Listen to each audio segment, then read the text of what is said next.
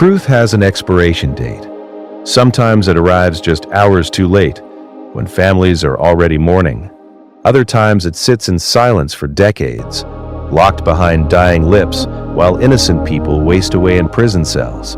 This is the story of confessions that came when it mattered least, when the damage was already done, and when justice had already failed the victims who needed it most. In November 2018, a 76-year-old woman named Alice Mock lay dying in her apartment. She called her neighbor to her bedside and unburdened a secret she had carried for over a decade. In 1975, she had falsely accused a man named Wayman Camille of robbery and assault. The truth was simpler and uglier. Camille had passed out drunk in her apartment, and Mock had stolen from him. Terrified he would discover her theft, she turned him into the criminal instead. Her lie sent an innocent man to prison for 15 years. When Mock finally confessed, Camille had already served 12 years behind bars. He walked free, but those years were gone forever. Mock died shortly after her confession, taking any chance of accountability with her. The cruel mathematics of late confessions reveal themselves in cases like this. Time becomes a thief twice over. First, it steals years from the innocent. Then it steals any possibility of real justice when truth finally emerges from the shadows. In early 2009, James Washington was serving time in a Tennessee prison for an unrelated crime. When his heart suddenly failed, convinced he was dying, he confessed to a prison guard that 17 years earlier he had murdered Joyce Goodner. He described stabbing her in the neck, bludgeoning her with a cinder block, and setting her body on fire. Police had long suspected Washington, but they never had enough evidence to charge him. Now, facing what he believed was his final moment, he sought forgiveness. But Washington survived his heart attack. When he realized he would live, he tried desperately to take back his words. It was too late. The confession was already recorded. Prosecutors reopened the case, and Washington eventually received a life sentence. For Joyce Goodner's daughter, the confession brought a bitter kind of closure. She had waited 17 years to know the truth about her mother's death. Those years could never be returned. Deathbed confessions carry a dark irony. They are considered highly credible in court because dying people are believed to have no reason to lie. Yet they often arrive only when the confessor has nothing left to lose. For 17 years, Washington had his freedom to protect and his secret to guard. Only when he believed death was imminent did he speak. The victims and their families had no such luxury. They lived in limbo, haunted by unanswered questions, while the person who held the answers walked free. In some cases, confessions come decades too late to save anyone at all. Minnesota police spent years hunting a serial killer in the 1980s who targeted young women. The killer taunted them with phone calls in a high-pitched voice, earning him the nickname the Weepy-Voiced Killer. His victims were stabbed, bludgeoned, and left in secluded locations. The case went cold until Paul Michael Stefani, a devout Catholic dying of terminal cancer, confessed to the murders. By the time he spoke, years had passed. Families had buried their daughters without answers. The killer had lived a free life while his victims remained frozen in time. His confession brought closure, but it could not resurrect the dead or return lost time to grieving families. Sometimes confessions arrive not from the guilty, but from those who lied to condemn the innocent. These are perhaps the cruelest of all. In 1995, a murder took place in New York. 3 men were convicted largely on the testimony of a single witness. For 32 years, the men sat in prison cells, insisting they were innocent. Then, in her final days, the witness confessed to her daughter that she had lied. The men were completely innocent. She had fabricated her entire testimony. When her daughter came forward with this information, the men were finally exonerated in 2015. By then, they had each lost more than 3 decades of their lives.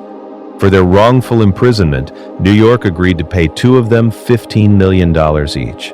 No sum of money could ever compensate for what they lost. Their youth, their freedom, and their futures had been stolen by a lie that was only acknowledged when the liar was beyond punishment. The pattern repeats itself across countless cases. In 2023, a man named Neil Anderson died at age 41. Shortly before his death, he confessed to his brother that 23 years earlier, when he was just 20 years old, he had murdered Stephen Lindsay. Anderson's brother struggled with what to do with this information. He waited a year and a half, not wanting to cause his family more pain. When he finally came forward to police, Anderson was already dead. The confession solved the murder, but it brought no trial, no prison sentence, and no direct accountability. For Stephen Lindsay's family and friends, the knowledge that Anderson had lived freely for over 2 decades while they mourned was almost unbearable. The confession helped Stephen rest in peace, but it could not restore the years his loved ones spent not knowing who took him from them. What makes these late confessions particularly devastating is what they reveal about the confessor's choices. Every day they remained silent was a choice. Every year the truth stayed hidden was a decision. These were not accidents or oversights. They were calculated acts of self-preservation. The guilty protected themselves while victims and their families suffered. Harvey Richardson was a mild-mannered, retired librarian from England who died at 77 with no criminal record and an unremarkable life. When workers cleared his home after his death, they discovered a suitcase filled with newspaper clippings about a murder that occurred nearly 40 years earlier. Richardson had kept his secret perfectly. He had written a confession detailing how he strangled Lorraine Jacob after an argument about a camera. He removed her underwear to make the crime appear sexually motivated, though it was not. More than 100 police officers had worked on the case when it happened. Richardson was never even considered a suspect. His confession was only discovered after he was already gone. The psychological burden of carrying such secrets for decades raises profound questions. How does someone live a normal life while hiding something so monstrous? How do they interact with neighbors, attend church, hold jobs, all while knowing what they have done? And why do so many wait until death is imminent to speak?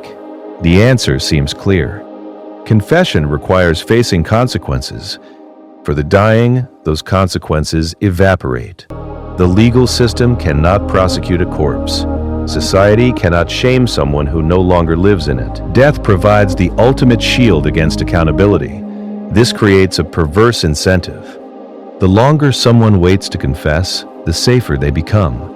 If they wait long enough, until their final breath, they can unburden their conscience without paying any real price. Meanwhile, victims remain forgotten. Families live in anguish. Innocent people sometimes rot in prison for crimes they did not commit. The tragedy deepens when confessions could have prevented further harm. When someone confesses to a crime years after it occurred, they are often revealing that they have lived freely during that time. In some cases, they committed additional crimes. Victims who could have been saved were not, because the truth stayed hidden. The real perpetrators walked among us undetected, while the innocent suffered the consequences. The question that haunts these cases is simple but profound. What good is truth when it comes too late? It can provide closure to families who have waited years for answers. It can free the wrongfully convicted from prisons they should never have entered. It can add names to cold case files and give detectives the satisfaction of solving mysteries that haunted them for decades, but it cannot undo the damage. It cannot restore lost time. It cannot resurrect the dead or return youth to those who spent it behind bars. It cannot heal the trauma of families who grieved without knowing why or who or how. These late confessions force us to confront uncomfortable realities about justice. Our legal system is built on the belief that truth will emerge, that the guilty will be caught, and that the innocent will be protected. But what happens when truth hides for decades? What happens when the guilty die before facing trial? What happens when confessions come only after it no longer matters? The victims of these late confessions are not just those who were murdered or harmed. They are also the families who lived in limbo, the communities that never felt safe, the innocent people who were wrongly accused, and the justice system itself, which failed to uncover what should have been known. Every late confession represents a failure of investigation, a failure of conscience, and a failure of time itself. Perhaps the most haunting aspect is this: for every confession that eventually comes, how many secrets go to the grave forever?